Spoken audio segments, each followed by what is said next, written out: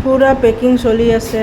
শিলচৰ GCৰ পৰা আমাৰ পোষ্টিং হ'ল চণ্ডীগড়লৈকে। 3 বছৰ কটালোঁ এটা জেগাত। কিমান সপোন, যেতিয়া আহিছিল একোৱে নাছিল, খালী আছিলে। 3 বছৰৰ ভিতৰত ইমানেই বস্তু বাহিনী হ'ল। ঘৰ সজাওঁতে 3 বছৰে লাগি গ'ল। সজাওঁতে যাবৰে টাইম হৈ গ'ল। এয়াই আৰু আমাৰ জীৱন। এটা জেগাৰ পৰা এটা জেগালৈ, এটা জেগাত 3 বছৰ, কোনোবা জেগাত 3.5 বছৰ, এনেকুৱা থাকিব লাগে।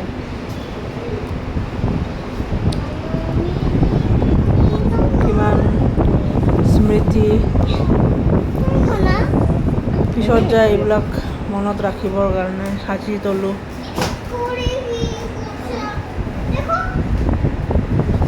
ওচৰে পাঁজৰে মানুহবিলাকৰ লগত কিমান স্মৃতি আছে। এইখন জেগালৈ আৰু কেতিয়াও অহাটো নহ'ব।